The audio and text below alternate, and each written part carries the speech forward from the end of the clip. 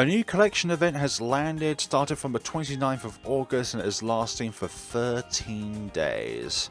I really want that 012 Engineer Monkey, for gold border reasons. The best way to get the most amount of collection event points is by playing Impoppable or Chimps on a expert map, but I don't want to do bloody Pobbles, so we're going to be going on to an easier map instead. 4 Circles is a relatively easy map, and we're going to be starting this off by placing down our 3 Dart Monkey.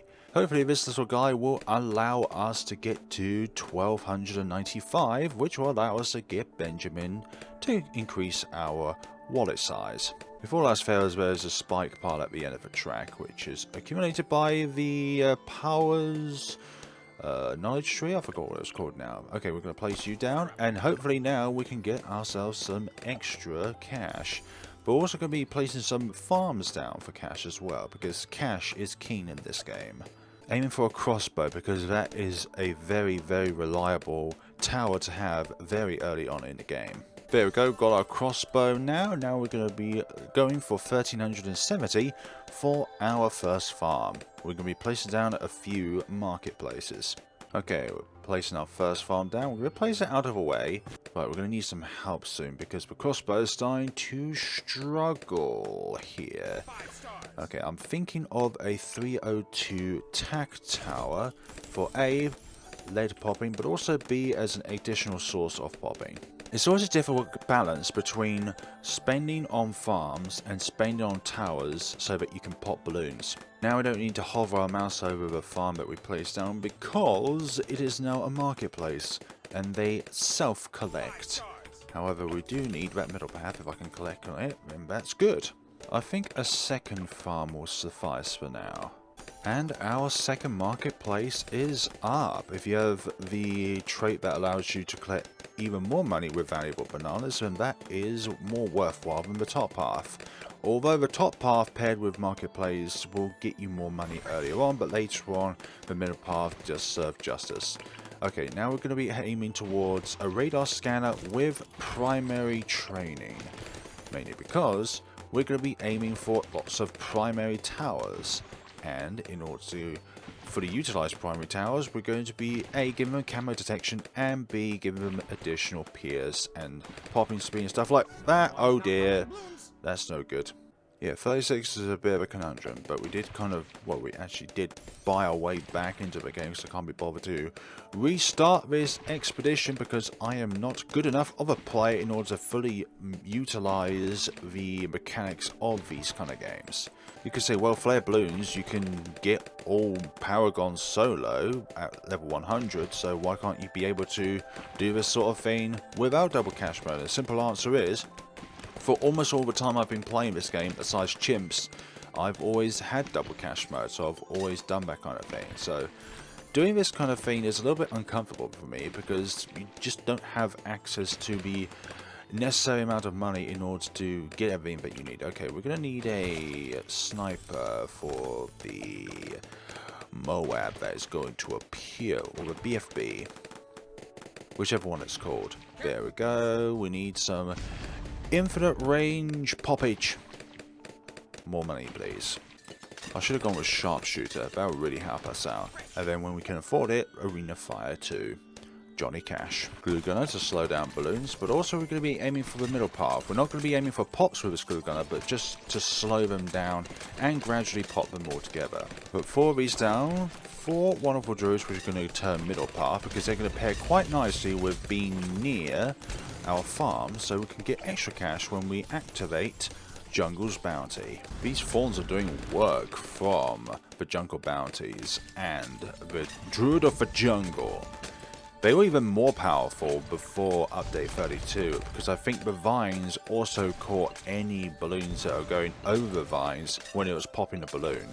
But also nowadays I think it takes longer to pop ceramics with each vine that it summons, which is a good thing actually, because it should do that, because ceramics should be a longer amount of work to pop than other kind of non-Moab class balloons. Alright, keep surrounding these with wonderful things. Wonderful farms, I mean. Arena fire, please. And deadly position when we can afford it, because these are getting quite far on the track. Thank you. Yeah, no problem.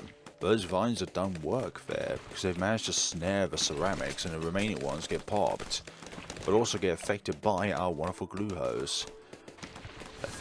Activate more of those, not affect more of those, activate those. Put more marketplaces down so that we can fully utilize the druid space. Hopefully get our first monkey town in soon so that we can further increase the money in which we generate from these. And then Monkey City, obviously, for every time we use Jungle's Bounty, and also anything available like the marketplaces in its radius. I think we could sell a few of these so that we can actually get our wonderful friend Spirit of the Forest, which will be coming up very soon, like that, and that will help us with all ceramics. Like, there are barely any other towers which are as good against ceramics as the Spirit of the Forest is. Like, just any time that a ceramic enters the field, it's just instantly taken care of by the thorns on the track. And also does a good amount of damage to Moab class balloons as well. There are definitely better ways to approach this game than I did at the very start. Like, I was just trying to seek for Benjamin in order to get as much cash as possible. Although at times it is very, very interesting to try a hero that's not Benjamin, because, well, it's very nice for beginner players because it's just an extra source of income for you, alongside being able to simmer down certain balloons so that their layers are one less, so it turns a Moab into a BFB, or is it the other way around, I don't know. But from a ceramic to a rainbow, a lead to a black/white, everything like that. Monkey banks are better for their cost to return value, so they're able to get the money back in which you used to buy the banks in the first place faster than marketplaces or the top path. But I'm a bit lazy today and I don't want to having to click on banks in order to get money. I'd rather just have the money then and there. We might go, yeah, we'll do it. We'll go for a crossbow master, and since we can have two of them, I'm going to be placing another sharpshooter down here for the time being. And there we go. Well, yeah, later on in the game, pop money does not contribute as much as earlier on in the game, where you would get a lot of money out of pops. So that is why farms very late in the game are very key in order to keep up your finances. You need those farmers or alternate income like the bottom path alchemist and the middle path helicopter and the bottom path engineer in order to keep up those finances. Alternate income is very handy when you don't have access to farms. If I thought ahead more, I would have placed Benjamin near here under the influence of a Monkey City, but we'll save that for another time. Infernal Ring is nearby, which we'll be pursuing, thank you very much, and now those balls of fire will create great destruction. If you go along the middle path, those balls of fire have extra PS, but with the bottom path they do more damage. What's next on our agenda? I'm feeling a pod.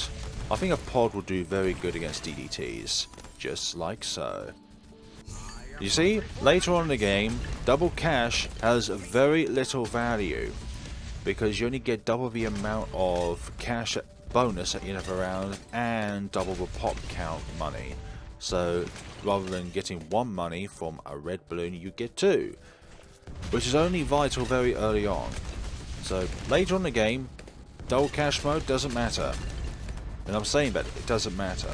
And Attack Zone, which is a very, very good tower with its high rate of fire. It's actually excellent when paired with an Alchemist, because the Alchemist's strongest stimulant is measured by time, not by the amount of projectiles that it hit out, like with Acidic Mixture, which is better used on towers with a slower rate of fire, because that's determined by the amount that you've projectiled rather than the amount of time that's transpired.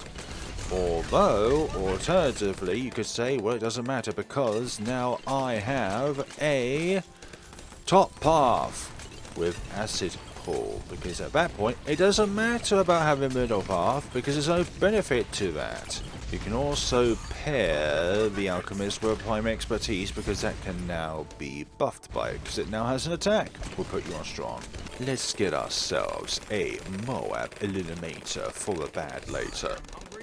Excuse me. Haven't got anything to stop Moabs now. Let's rectify that with a Moab Dom when we get one. Or get it in this case. Since you can only have one, which makes sense, it is a very, very powerful thing to have. I get a Glue Storm just because it will do some extra damage when it plasters all over the bad. And round 99. And there we go. Game, set, and done. King Salmon. It's a whale.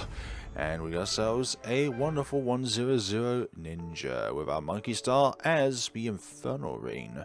So we had one miss hiccup there around 36 when those camos went through, and the only thing we had in order to pop camos was our beloved crossbow at the time, not sharpshooter.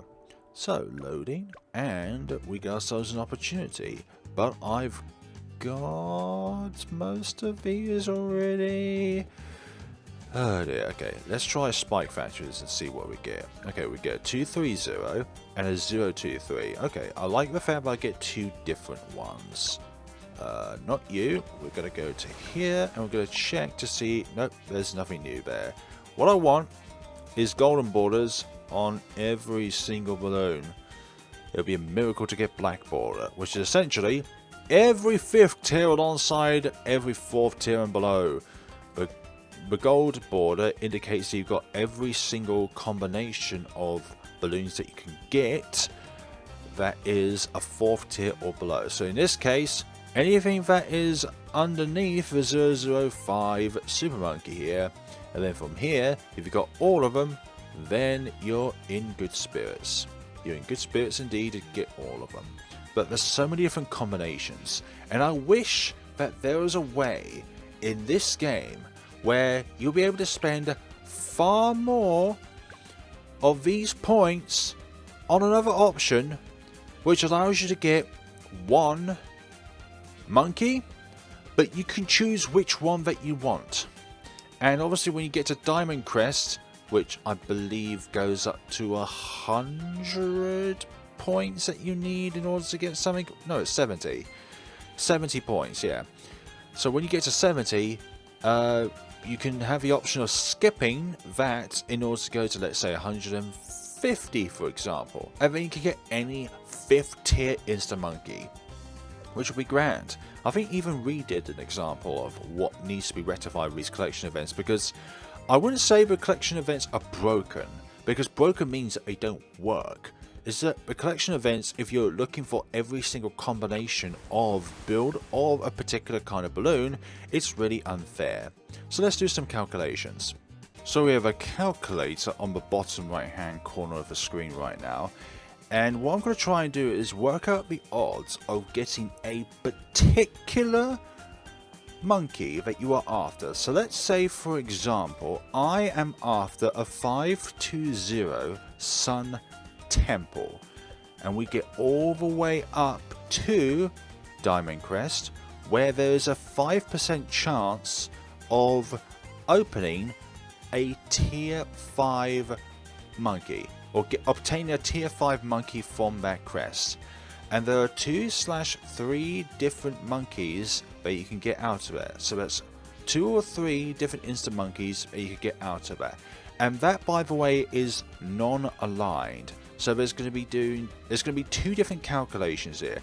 One, if let's say if Super Monkeys can be selected, and number 2, if you just outright select it so that it can open any kind of balloon. We'll hypothetically whittle this down to, let's say, if the Diamond Crest only opens 1 monkey at a time. So that would be easier for us to be able to fathom out in order to go through this scenario. So there are 330 different tier 5 monkeys that you can get in total, because in Super Monkeys you can get up to 15 different upgrades, and there are in total 22 different monkeys in total. from Dart Monkeys all the way to Engineer Monkeys. But 22 different monkeys in total. So what we need to do is, I believe, is going to be a rather complex working out of how to do this. Working out the percentage of getting a particular monkey. It could be this because there's a 5% chance of opening a box, and then you have to divide it by 330 because that's the total number that you can get. So it loads up as to a number which I have no idea on how to work out. I just want basic numbers, please. I just looked up to scientific calculator and it comes up with 18 different sets of 15 at the very end. So in order to get a particular Insta-Monkey, so I want out of a pool of 330 different tier 5 Insta-Monkeys that I want, the chance of getting a particular Insta-Monkey is almost zero. It is what we call the realm of possibility, or in this case impossibility, where the odds of getting something in particular in this case is too good to be true. It's too good to be functionally possible in order to do. So in Bloons TD6 there has to be a way in which you can select a particular Insta-Monkey that you want to acquire. And this goes out to all people in Bloons Tower Defense 6 that wants to collect every single combination for all of those black borders. Because getting a particular Insta-Monkey sucks. It really sucks. And obviously with this case you can either times this very minute number by 2 or by 3, depending on if you are able to get a box with 3 Insta-Monkeys in it. But I don't think this is even the final number, because you've also got to work out the calculations of the rate in which you can get like a tier 3 or a tier 4 monkey. And I think tier 4s are most common in diamond chests, tier 5s are the least common at all, and tier 3s are in between tier 4 and tier 5 when it comes to rarity. So that's gotta be that. That's gonna be my little rant over and done with about that case. Sorry this video is a little sloppy and the commentary is a little sloppy. I'm still kind of new to this kind of game when it comes to talking over it, because there's lots of action going on at all times. And yes, I did spend monkey money in order to survive through that game because, well, I didn't want to try it again. And I've got plenty of money to spare. Usually save up money for when I'm running low on powers at any given point in time. So if I fall below 200 on any of these at any given point in time, I purchase one, and it usually is 99.9% of the time a banana farmer, a tech bot, and with Buccaneer Paragon's portable lakes. So thank you so much for watching. Hope it's been helpful in any way, shape or form, or entertainment at very least, and take care of yourselves, people.